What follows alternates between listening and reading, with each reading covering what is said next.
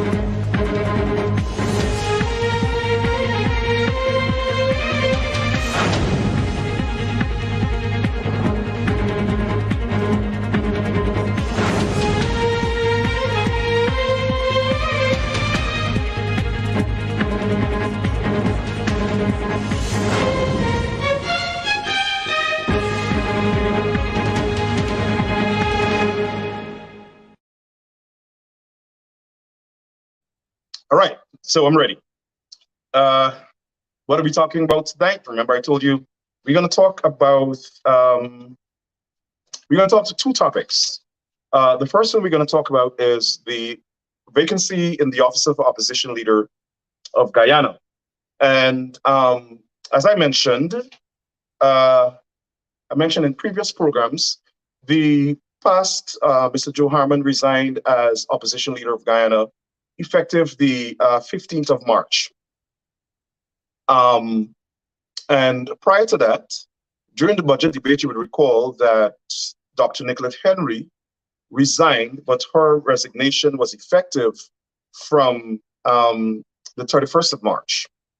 So there are 2 vacancies in the opposition, among the opposition benches in the Parliament of Guyana.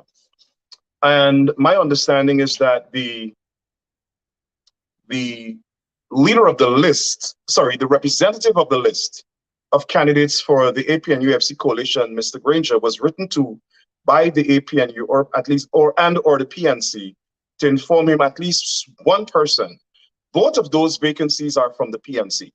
And as you know, the PNC is in a coalition with the APNU, a Partnership for National Unity, which comprises the PNC and 6 other smaller parties. And the APNU then merged with the AFC, forming the APNU-AFC coalition. Of course, the PNC is the largest party in the APNU and the APNU-AFC coalition. So both Dr. Henry and Mr. Joe Harmon are from the PNC.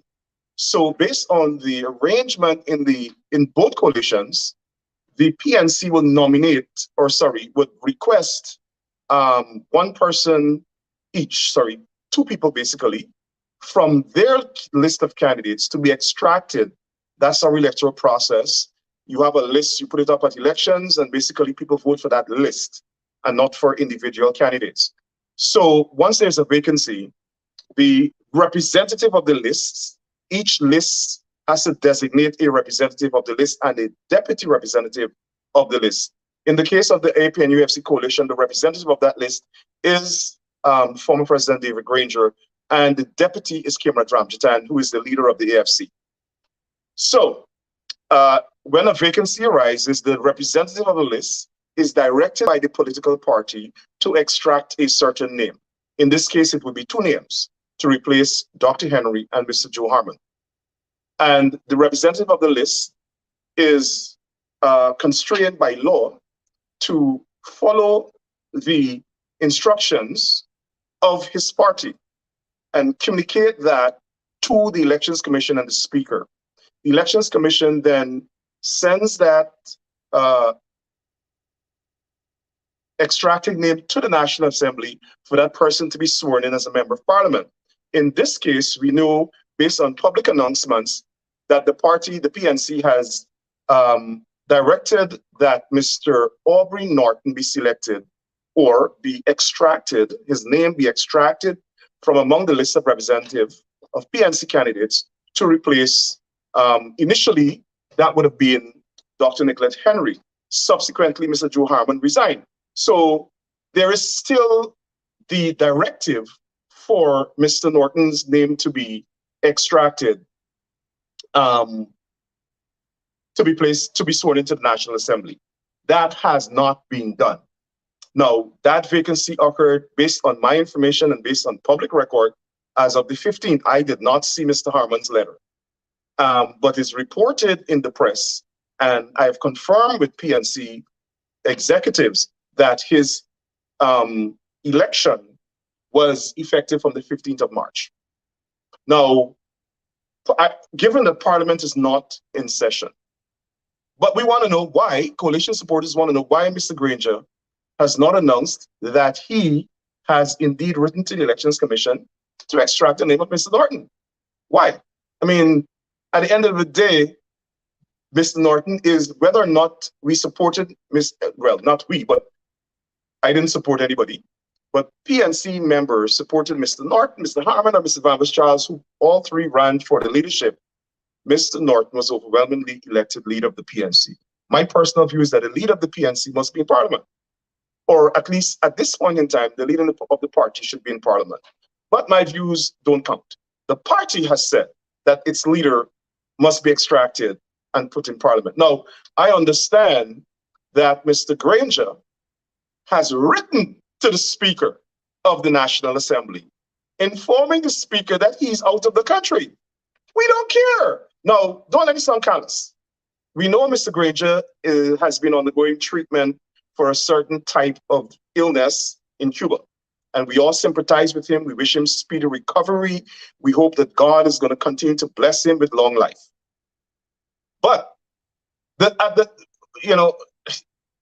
time Mr. Granger took to write to the Speaker, to explain to the Speaker that he's not in the country and he's abroad seeking medical attention, that same letter should have been, I have been directed by my party to instruct the Elections Commission to extract the name of Mr. Norton to go to Parliament. One line, one sentence. It's now the 24th, 10 days. All of this arrangement should be in place so that when the Parliament the session is reconvened, Mr. Norton or whomever it is sworn in, so we don't have a long vacancy. I am particularly concerned, like so many others, like my organization, CGID, that the office of opposition leader is vacant. That is abominable. Even if you had an interim opposition leader, the opposition leader's office should not be vacant. It is a constitutional position. It is part of the state. It is part of the government.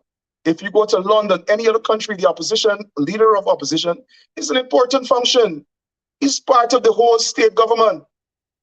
In Britain, they call it Her Majesty's Loyal Opposition. In the rest of the Caribbean, the same thing. If they have the governor general, if they are not a republic, why, in God's name, is the office of the leader of opposition vacant? It is unacceptable. And the people in the opposition in parliament should take steps to make sure this nonsense ends. Mr. Granger cannot hold the office of opposition ransom. He don't own the country. He has now bowed out. He's no longer the president. He's no longer the PNC. He's no longer the chairman. He is still, though, the representative of the list, which is a constitutional position. The law designates that, or statutory position, designated pursuant to statute or the Constitution and or. How can you not follow your party's instructions and extract the name you're directed to? This is not a discretionary function. This office, this duty to extract the name of someone is not Mr. Granger's prerogative. And listen, I'm not attacking Mr. Granger. I'm criticizing him for not functioning with due diligence in the execution of his task as representative of the list. It is reprehensible, and the office must be filled immediately. Why are coalition members and supporters silent? Why have we gone for 2 months or 3 months without an opposition leader? Suppose the government decide to take certain steps that require, even though I believe it will be unlawful, but we know we're dealing with the PPP. They don't care about the law. They don't care about the Constitution. They don't care about rule of law. All they care about is dominance and power. Coalition members, speak up. PNC members, speak up. Coalition and PNC supporters, speak up. We cannot have the office of opposition leader vacant anymore. Mr. David Granger should not hold this office ransom. 'Tis whims and fancies. Who is he? I don't care if he likes Tom Jones or he likes whoever is. Listen, the constitutional rule is to follow the instructions of the party. This is not a discretionary matter. This is a function of a party officer designated to carry out this particular duty. Carry it out with due diligence. All I have to say on that. Now, let me go to the assault of the police officer. I'm not going to name the police officer. Police officer has been named in a letter by our attorney today, and I'll come to that. Listen, so let's look at this serious matter. You have a police officer alleging a special constable, those, I think they wear khaki and black. She's alleging on the 20th, last Sunday, she was on duty at former Chancellor of the Judiciary, Carl Singh's residence. There was probably some misunderstanding between who she was talking to. I'm going based on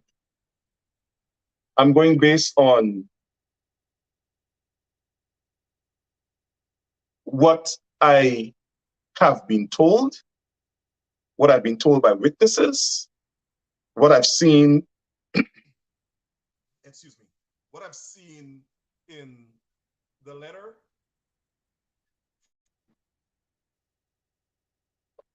Her attorney, and what I've heard in a recording. Yes, there's a recording. There were recordings. There's evidence in this case. There's evidence in this matter. Human evidence and also technological evidence. So I'm going based on that. This is not Rickford Burke's opinion. When I first raised this matter on Facebook, people jumped up and were talking about, oh, I'm making this up. Well, the attorney is now filing a lawsuit. Let's see if the attorney is making this up. Because I don't think that Guyanese, some people are so stupid and gullible and naive that they rather believe absolute nonsense than be reasonable. Assess for yourself. They're intellectually lazy. They're intellectually lazy. So the allegation is that while this police officer, a black female police officer, and I want to emphasize that because black women are under assault in Guyana by black men, by racist East Indian men, by racists from the PPP, by racist women, by some even by some black women. Black women are under assault in Guyana, especially under the PPP government, especially by PPP men, racist East Indian PPP men. And let me say this, I've always said they're fairly decent, law-abiding, patriotic East Indian people who do not subscribe to racism and the racist apartheid agenda of the PPP. I am not talking about those people. I'm talking about racists. I'm talking about racists from the PPP who form part of the PPP base and membership. That's who I'm talking about. I'm not painting everybody with a white brush because I'm sure there are black people and black Guyanese who are racist as well. And whenever I see that, I condemn it. But in this particular situation under the PPP government, the East Indian leaders in the PPP are racist. They're racist because of their policies. They're racist because of their innate tendencies. They're racist because of their utterances. And they're racist because of their policies and practices. This conclusion of racism is evidence-based. This is not talking nonsense and pulling words from thin air. Everybody in Guyana knows that the PPP is a racist party. And they have a few token black people, like Mark Phillips and Odis Waldron and Joe Hamilton and Juana Jill, who probably don't even believe that they're black. And I live in a society where we speak about race. We're not afraid to confront racism. So I don't have to live by Guyanese taboo standards or standards that the PPP project on people to prevent them from talking about their racism, right? Their reverse psychology. If you talk about my racism, then you're racist. I don't really care if they say I'm racist. I'm black. I'm a black man, a proud black man. And if I see fellow black people being abused, I'll talk about it. If I see racists attacking and abusing and practicing racism against black people, my race, I'll talk about it. I am proud of who I am. I'm also conscious that there's racism practiced by others, even black people against other races. That's also abominable and must be condemned. And we must condemn it when we see it. But like I said, it's black people under assault by the PPP. So that's what we got to talk about. If there were East Indians being under assault by a PNC or a PPP government, I will be talking about it just the same. I abhor racism. It is the world's most evil atrocity, worst atrocity. It is racism that led to the most murders in the world. Slavery, over 600 million black people were killed during the slave trade. The Holocaust, millions of Jews killed. All of that was born of racism. And if we're not careful, racism is going to destroy Guyana. It's going to divide the country. So we have to talk about it. And I make no apologies for talking about it. I make no apologies for condemning. And those of you who attack me, and say I'm a racist because I condemn racism. I wear it as a badge of honor because Martin Luther King and all the civil rights leaders in America from the 1960s to now have been called racist. So too was Nelson Mandela. So, hey, I'm in good company.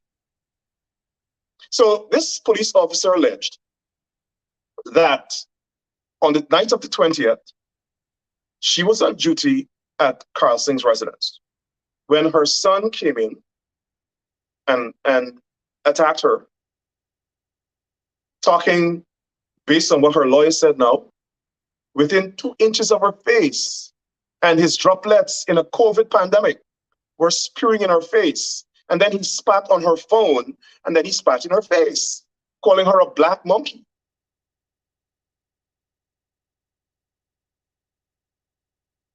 And telling her that black people have no purpose. Now, this is not Rickford Burke making it up. These are the allegations now in written form in a legal document. And let me say this. There is no denying that something happened. There's no denying that something happened. This police officer is not making this up. Let me repeat it. The police officer is not making it up. The police officer was on the phone with her supervisor, who heard everything. And she was telling the supervisor contemporaneously what was happening. He spat in my face, spat on my phone, whatever. This is an attorney at law. Spitting in the face. Listen, when I was a child, somebody spat in my face in school and I boxed them. I'm not promoting violence, but I'm telling you what my reaction was and what my reaction probably would be if anybody spat in my face. That's the worst thing you can do to a human being. That's taking away somebody's humanity and somebody's dignity. And a woman? You're going to spit in the face of a woman? A black woman? And tell her she's a black monkey?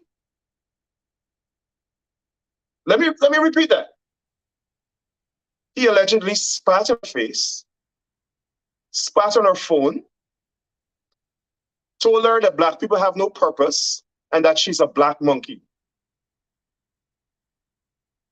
I'm tempted to say something. I'm tempted to tell him who's a monkey. Because as a black man, I'm insulted by that. Because we know that PPP supporters have been calling people black monkeys all around social media. And we know that the KKK has held up this title of black monkey to represent black people.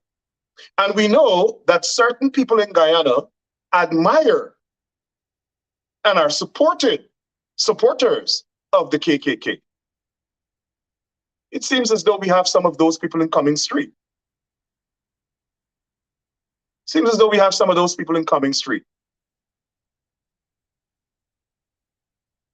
Now, as I said, I don't know if my technical guys are ready. This allegation is not just an allegation. Like I said, and technician tell me, I'm trying to see something here. I'm trying to see if I'm technologically inclined here. I just got a signal that, so we have a tape. Now, we are not permitted to play the entire tape because now this is going to be a court matter. So I'm going to play part of a tape which we agreed only to play. And this is young Nirvan Singh during his confrontation or altercation with the police officer. Morning.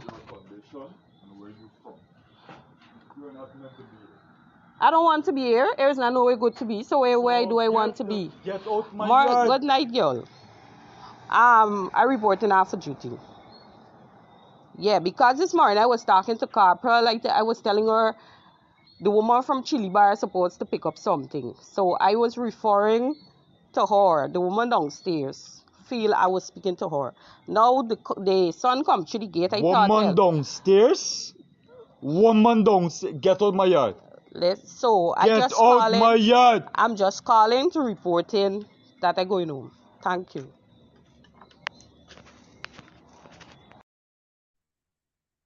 Now, like I said, and I hope I didn't breach my agreement, we were only allowed to play that tape. There is more, but we are only allowed to play that. And like I said, this is a legal matter now. Now, the police officer alleged that she then left the compound. And this young man, an attorney at law, followed her. He's now harassing her. She went to a business establishment, like, either in front of or within the vicinity of their residence. And he allegedly followed her, again called her a monkey, a black monkey, and continued to accost her. Continue cursing her out. Now, that woman has a husband. I'm sure she has brothers. I'm sure she has sisters, parents, a father, uncles, cousins, male cousins. How would this young man feel if her husband, cousins, brothers, uncles, father were to confront him for assaulting their relative? How would he feel? Now, let me tell you what's more puzzling about this. Obviously, you heard her on the phone, and I particularly wanted to play this, and I particularly asked for permission to play this, because you heard her on the phone reporting to her control what happened. You heard me say that her supervisor was on the phone throughout the ordeal listening to the assault, the tirade of this racist attorney at law.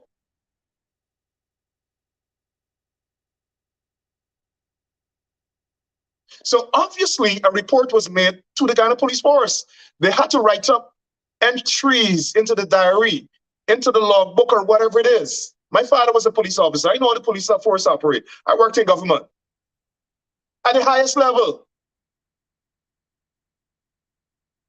I know that when I worked in government for President Hoyt, the next morning, the police commissioner would have seen that report in the morning report. He would have seen that there was an incident at Justice Singh's home.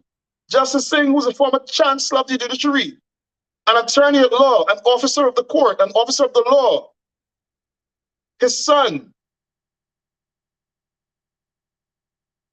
Nirvan, sorry, I think I called his name wrong, Nirvan Singh. Nirvan Singh is also an attorney at law, an officer of the court, who swore an oath to the Constitution to uphold the law.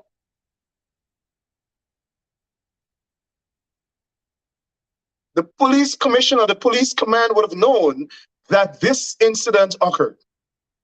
They did nothing. Absolutely nothing. Oh, that's Justice Singh. We can't do anything about that. But sir, he spat in my face. Yeah, just go home and wash it off.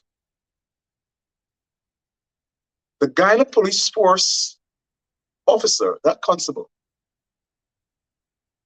a big tall man, she's 5, I understand, her family told me she's like 5'6" or 5'5" or something like that. And he's a big tall guy. Spat in her face, confronted her, intimidated her, harassed her, assaulted her. The Guyana Police Force did nothing. Now, if the Guyana Police Force cannot protect their own officer, how can they protect the public? Do they have an interest in protecting the public? You see why I say the Guyana Police Force, through the hand-picked leadership that the PPP regime has placed there in Nigel Hoppy, and Clifford Hicken. They're operating as though they're only police officers who swore an oath to protect East Indians who support the PPP. I am not afraid to say it. They're not even protecting East Indians who don't support the PPP. They're only there to protect the East Indian population that supports the PPP.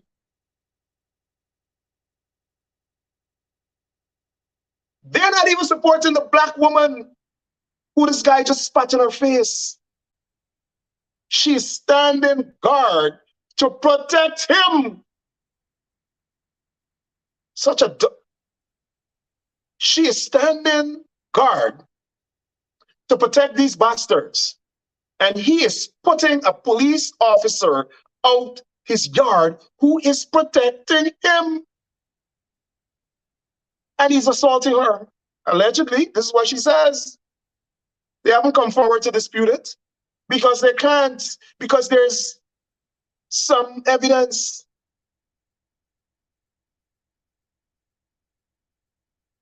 But that's not all. 3 more police officers have now come forward. 3. And are filing lawsuits because they were also assaulted by this young man. And now there's the latest allegation is that Justice Singh himself, Justice Kar Singh himself, allegedly, and I'm going to read it because I don't want you all to say RICKFORD BURKE making up stuff and trying to sully people's reputation, and I'm smearing people. But I'm a social justice advocate. I'm a civil rights advocate. I'm a human rights advocate. I received this email today from another police woman, another black woman who's a police officer. And she said, I'm a member of the Special Constabulary of the GPF, the Guyana Police Force. And the two persons which have since come forward are not the only police officer that had to deal with Mr. Kar Singh and his son. The father is no better. The father will chase you too. Last month, a constable was verbally abused by the father because a pregnant woman parked her vehicle in front of his yard. He cursed out the rank. He told the rank is one of her men and she should get out of his yard. He then physically, this is not RICKFORD BURKE, this is what a police officer, and we all know that if you go to a court of law, the police officer's word and testimony will have more weight than mine and yours.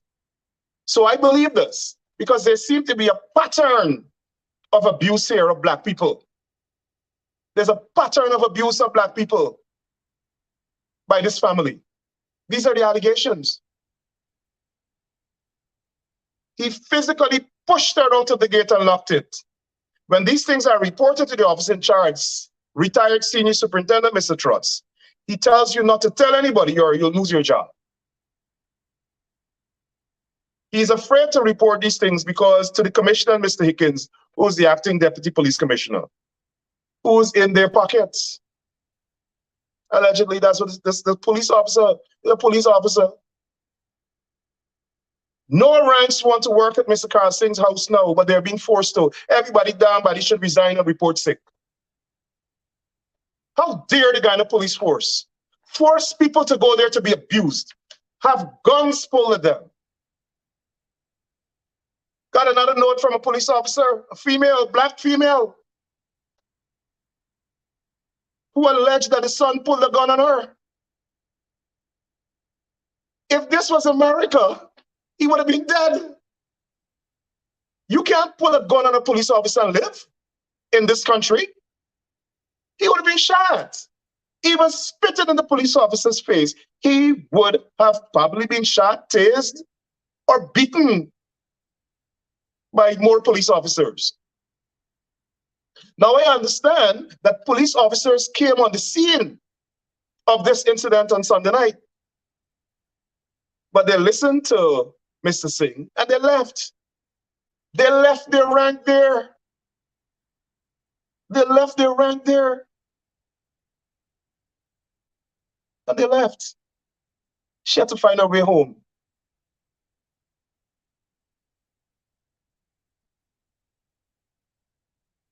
What is going on in Guyana? What kind of country is this?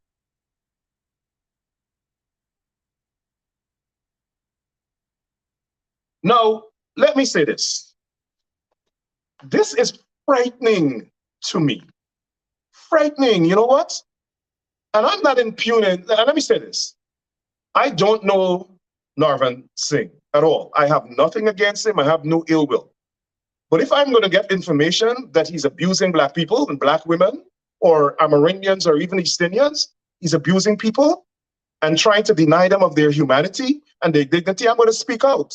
I have nothing personal against, I have no personal agenda against him. I have no personal agenda, no biases, nothing against Mr. Justice Carl Singh. As far as I'm concerned, he was a distinguished judge and chancellor of the judiciary.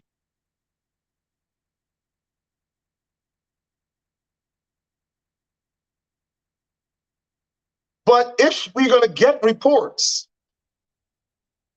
that they're abusing Black women, we have to speak out.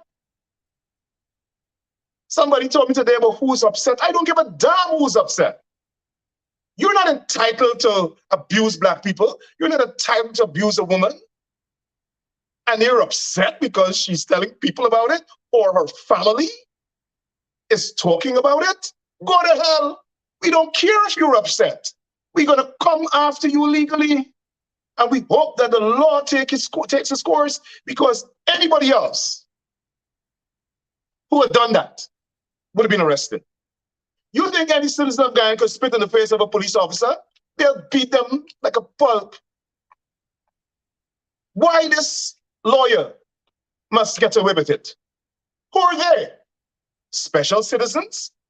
And why has the Guyana police force acted and arrested this young man? It's an allegation. It is not the Guyana police force responsibility to adjudicate this allegation. They have to arrest him, charge him, and place him before the court. Let me say this. Let me be bold enough to say this. If a Black lawyer in Guyana had assaulted an East Indian police officer, female, all hell would have break loose. If a Black lawyer in Guyana had spat in the face of a female police officer, he would have been hauled off in handcuffs. But you have the son of Justice Singh allegedly spitting in the face of a Black woman, spitting in the face of a police officer. And the police force doesn't even have the decency to act, to defend the humanity, the human dignity, and the lawful authority of that police officer. What a disgrace. It is no wonder that people think that the police officer and the police commissioner and the deputy police commissioner are puppets of the racists in the PPP. They're using them to abuse their political opponents, or people, or a race that they perceive to be their political enemy. It's a disgrace. Commissioner Nigel Hoppy needs to get off his laurels and work, do the work, protect his officers. Several police officers are now suing this family. Several police officers. They have to take matters into their own hands to protect themselves. The police force has abandoned them. What country is this? You read the letter. You heard the letter read from the police officer. When you report these things, they said, no, that's a rich, powerful East Indian man from the PPP, you'll get fired. That is the culture of intimidation the racist PPP regime, led by Bar Jackdale and Orphan Ali, have created in Guyana. And when people like me talk, advocates, They said that we're racist and we stirring up racial trouble. Well, we are spitting in the face of nobody. We're not assaulting anybody. We're not assaulting police officers. We're not pulling guns on people. It is the people in the political directorate who are inciting racial hostility in the country. You think young Nirvan Singh can do it in Trinidad or Jamaica? Where that fly of the country? But he can do it in Guyana because civil society leaders are silent and cowardly and apathetic and docile. He can do it because we have an incompetent police commissioner who is beholden to the racists in the PUP government, who thinks that, and the deputy and the other senior officers in the police force, who think that their responsibility is to the racists, to the abusers. They're not protecting the people, not even their own people. One policewoman called me, she cried. She has experience. I said, "Oh, don't cry." No. Pull yourself up, strap up your boots and confront them. Use the judicial process. Sue them for the damage and the psychological impairment they have caused to you and your family. Sue them. Hundreds of millions of dollars. Run them broke. Now, like I said, so the allegations are one police officer spit in her face, spit on her phone, assault her, chase her the yard. Police didn't do nothing. Before that, man pull a gun allegedly on another black female police officer. Police force silent. Oh no, we can't do anything like that. That's a rich East Indian man. He's a lawyer. His father is a former senior judge, chancellor of the judiciary. We can't touch them. Like, okay, we can transfer you, all right? We don't want any more confrontation. What the hell? Why isn't the nation angry? Why aren't people expressing outrage that an attorney at law is allegedly pulling a gun? The mayor allegedly displayed his gun, and his gun was seized. He had to lodge it at the police station. This man allegedly pulled a gun for a policewoman, and he is enjoying life in luxury till he could assault more police officers. He can even spit in the face because the law says, "Thou shalt not obey the law so long as you're a rich East Indian from the PPP." It seems so, right? It seems so. Now, like I said, and I'm wrapping up now, her lawyer, Mr. U.C. Anderson, wrote a pre-action protocol letter. Now, pre-action protocol letter is basically a notice to a defendant in a civil matter that you're about to be sued.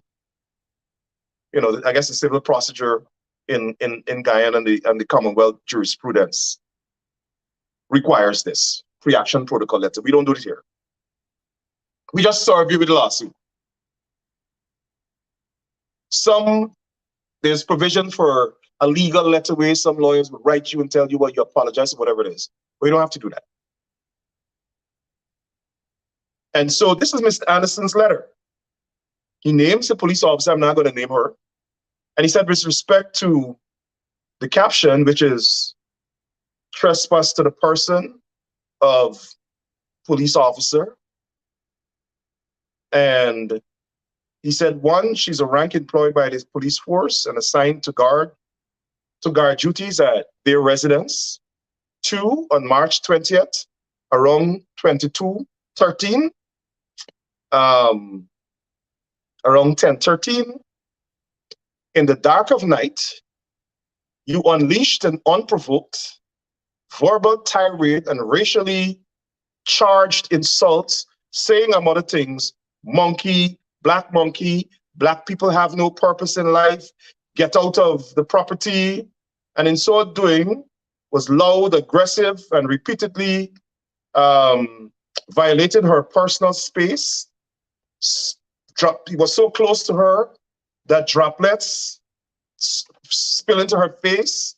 He spat on her phone, spat in her face, spitting at her and spewing vile words, fearful for her life. She fled the compound, she fled the location. He followed her. She reported to her superiors on March 21st. In the compound of her trauma, her employers requested that she attended to their residence still. Imagine that. They sent you back there. And at this time, your father, instead of you, met with her and offered her an apology on your behalf. Me never want to read no more. Me never want to read no more. The father, Justice Singh, is apologizing for his son for attacking the black woman, spitting on her face, and chasing her to the compound, which she was detailed to protect. She protecting the life. Now, one of the other things I found out here is that these officers don't have guns. What the hell? You sending a police officer to guard the former chancellor of the judiciary's home, and she ain't got no gun. She even got matchstick. She even got lighter. She even got mace.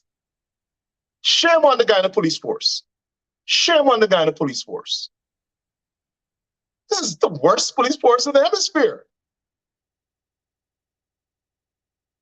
Now, somebody wrote me asking me to question whether or not former judges are entitled to police security. I don't know. That's a question for you guys out there must ask the government. I don't know. Personally, I see nothing wrong with the former chancellor receiving police security. I don't see anything wrong with that. I think he's entitled to it. I don't know. So that's not a question for me, even though some people are questioning. I believe Justice Singh is rightfully, he served the country, he served the judiciary. I believe he's entitled to security. Right? I'm not sure what is the protocol for judges, because I think judges are under security threat. In this country, the homes of judges are protected as well. Certain judges, there's some security protocol. So I'm not questioning that. I don't believe that this, having served the state, the honorable gentleman must be left to the criminal elements that he may have ruled against or made decisions against or ordered in some way in the fulfillment of his judicial responsibility. I'm not going there. All I'm saying is, if people are, I'm not sure if you guys are seeing me, but if people are, there's a little technical problem here. If you guys are seeing me, text me, let me know.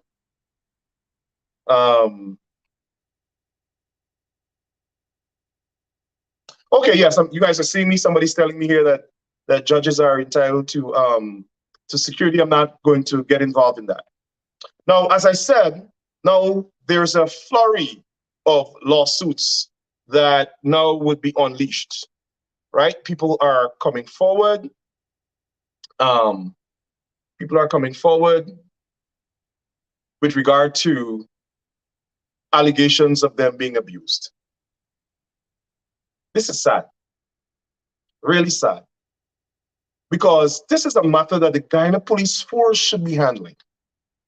This is incompetence at the highest level. Why it takes somebody from New York and an attorney at law and a black strong woman that stood up to this abuse and racism? Why it takes that when the police force knows? Good God, the Guyana police force knows about the abuse of these women. Why they're picking on women? Why you don't go and pick on a big, strong black man who's a police officer? Why he don't go and push that person out the yard? Why he doesn't pull a gun on that person? A big 6-footer black man, or East Indian, or Amerindian, or whatever it is. Why? Why pick on these poor Black people? And where are the voices of conscience in Guyana? Why are civil society organizations silent? Why is the political opposition silent? It is disgraceful. Why is the PNC silent? Why is the AFC silent? Why is the APNU coalition silent? Why are all those little small parties silent? Why is the PPP silent? The PPP don't care about Black women? Why is the Prime Minister silent? Why is Onish Waldron silent? Why is Joe Hamilton and Juana Jill silent? Why are they silent? This is a poor Black woman. She doesn't have the power. She doesn't have the money. Why are they silent? What are they afraid of? Why is the police force silent? Why is the government silent? Is it because she's Black? Is it because all of the victims are Black? Is it because all of these people appear to be poor people? They vote for politicians. These people vote. And I don't give a damn if I support the PNC or not. When it comes to people's human rights and dignity, there are no political boundaries. Human rights have no basis in politics. Human rights are human rights. If you're abusing people, you're abusing people across the board. That's something we as people, human beings, should be able to agree on. Why are these people silent? Where are the Black organizations? Where are the women's organizations? Why are they leaving this poor constable on her own? It is disgraceful. And you know what? I am shocked that advocates in the United States are calling the attorney in Guyana, social media activists with millions of followers, are calling the attorney and the victim in Guyana. And the government is silent. The members of parliament are silent. The ethnic media, oh no, the ethnic media, no, she's Black. This is an Indian lawyer. This is an East Indian lawyer. No, we are loyal to our kind. So we're not going to publish this story.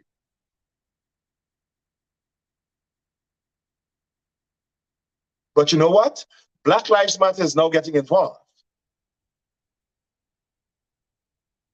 And then once Black Lives Matter get involved, you can see US politicians getting involved, spitting in the face of a police officer, and the Guyana police force has refused to act because he's a rich, powerful man who's the son of a judge.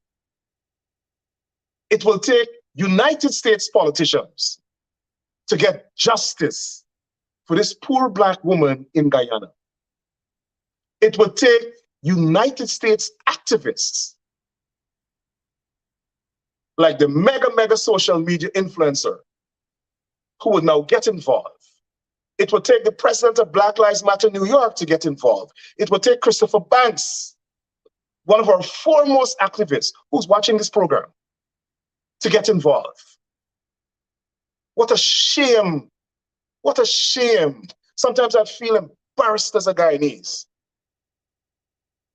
Our leaders are cowards. They're too apathetic. They're too comfortable. They're intimidated by racists and people from the PPP, who all they want to do is exercise dominance and power. And shame on Justice Carl Singh. Shame on Justice Carl Singh. Why this matter has to come to social media when he apologized and he knows. And furthermore, tonight I heard that somebody is saying from some corner that there will be no apologies. We don't care. I'm pretty sure the young lady doesn't care about an apologies. But Carl Singh and his son would care when the lawsuits start piling up and their finances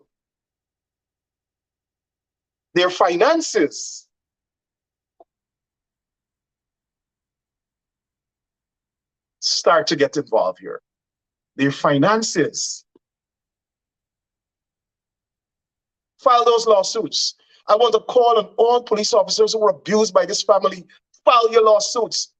Why only 3 people when so many people are abused? File the lawsuits. If Justice Singh, I don't know, it's an allegation, I wasn't there. If it is true that a judge physically assaulted a police officer, charge him. If his son assaulted a police officer, charge him. File a lawsuit against him. Run them into bankruptcy. I'm not afraid to say it. I'm not afraid of them. And by the way, I see somebody threaten me tonight. Oh, well, I must come back. What the hell are they going to do if I come back to Guyana?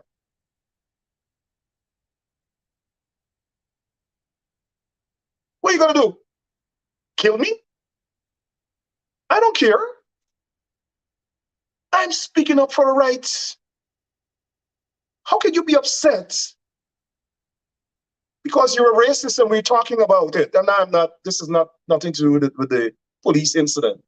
There's just PPP racists who think that black people ain't got no voice and must shut up and be submissive as they subjugate us and put a noose of subjugation around our necks. It's a different generation. My foreparents rebelled against slavery, and we are going to rebel against racism. Nobody's entitled to be racist. Nobody's entitled to mistreat black people. Nobody's entitled to mistreat women. And that's what this advocacy is about. Equality, fairness, and justice. That's what this advocacy. And if you're against it, something is wrong with you. How can you be against equality? How can you be against justice? How can you be for racism? How could you be upset when we're fighting for the humanity and human dignity of our black women? Listen, I don't care who said what. And late this afternoon, I got this flyer, and I'm so proud of these police officers. I understand a group of police officers put together this flyer. Oh, I'm not sure. Guys, could you guys get it on the screen? I'm not sure how to get it on the screen. It's somewhere there. Calling on the Guyana Police Force to charge Nirvan Singh. I have it on my page. Listen, like I said, I have no agenda. I have a lot of respect for Carl Singh, at least had. He's a judge. I disagreed with some of his rulings and some of his political shenanigans, but at the end of the day, he served the country. And he deserved our respect.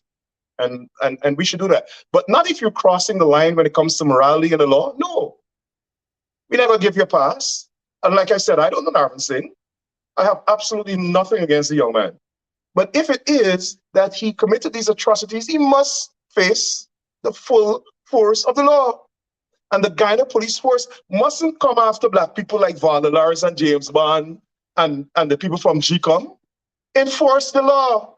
Show us that regardless of who you are, you break the law, you will face the full force of the law. You will be prosecuted. Assure those police officers that you got their back. What kind of disgraceful conduct is this as police officers, senior police officers? Your officers are abused, guns pulled at them, people are spitting in their face, and you don't have no damn integrity as the police commissioner and as the deputy police commissioner. You have no moral. You have no no professional responsibility or professional integrity or responsibility to the law, fidelity to the law, to protect your officers who are enforcing the law and serving and protecting people, and they're abusing them, and you can't do anything. Charge the people, yeah? These people must be charged. This is not the police responsibility to investigate, to adjudicate. It is the police responsibility to gather the facts, charge the person based on the allegation, and put it before the court. Let a magistrate adjudicate. That's what magistrates are trained for. That's their responsibility, not the Guyana Police Force. The police force don't adjudicate criminal allegations. They investigate and present the facts to the courts or to the DPP for somebody to be charged. That's their responsibility. Fulfill your responsibility. I've come to the end. I've said enough. And like I said, police officers are coming forward. I want to urge more police officers to come forward. I want to urge more police officers to come forward. Don't be scared. They can't do anything. This is your human dignity. This is your human rights. It is your personhood that has been abused. It's you who were assaulted. Stand up. Stand up for your rights. Protect yourself. Nobody's going to do it for you. If the Guyana Police Force is not taking action, file criminal charges, private criminal charges, file civil lawsuits. There must be accountability. There must be accountability. And like I said, social media activists are getting involved from the United States. We're going to reach out to more of them. This issue is going to become an international issue, spitting in the face of a Black woman. And the police force doing nothing because they feel that Black people ain't got no value. And these poor Black women have no value. No, we're not going to accept it. You're not going to say, you're not going to spit in nobody's face. Because Nirvan Singh and Justice Carl Singh would not want anybody to spit in their wife, their daughter, or their mother's face. And if anybody does that, I'll be the first to jump up and say they must be charged for assault. Let justice flow like a river. And a woman that's blind, justice is blind. To break the law, you must face the consequences. And I'm happy that these international actors are now getting involved and bombarding the attorney. I understand also tonight that several police officers are now calling lawyers around Guyana to file lawsuits. I am happy for that. I want to thank Mr. U.C. Anderson for the courage that he's demonstrating for filing this lawsuit. And I'm pretty sure that he's going to get more clients, and attorneys around Guyana will get more clients, because several police officers have written to us, at least 3, tonight 4, saying the exact same thing. And like I said, this is not a he said, she said matter. The supervisor on the phone heard him. You heard the tape played where Nirvan Singh is yelling at this woman, and that's only the part that we were allowed to play. So hats off to Mr. U.C. Anderson. Do not relent, do not give in. Go through with this lawsuit. Hats off to this police officer taking a stand. I respect you immensely, ma'am. I respect the other police officers who are now coming forward to file criminal complaints and file civil lawsuits. And I want to call all other police officers who were abused, come forward, go to an attorney, retain an attorney, file a lawsuit. And I want to tell the media that the international community is watching. We're watching. Black people all around the world and the Caribbean and in Guyana are watching at you, allowing this matter to slide because it's somebody from their cultural, ethnic fraternity. No, that's not journalism. That's yellow, jaundiced journalism. That's racism. That's suppression of abuse of people. That's suppression of abuse of people. So that's the end of my broadcast. I want to thank you for watching. I want to thank you for listening. Like I said, we have a technical problem here with the control room. I'm not sure what's going on. I can't see anything anymore, but I know I'm live. So thank you very much for watching. I'm seeing your comments. Thank you. I'll see you again on Sunday, where we'll have another edition of Conversation with RICKFORD BURKE. Have a good night.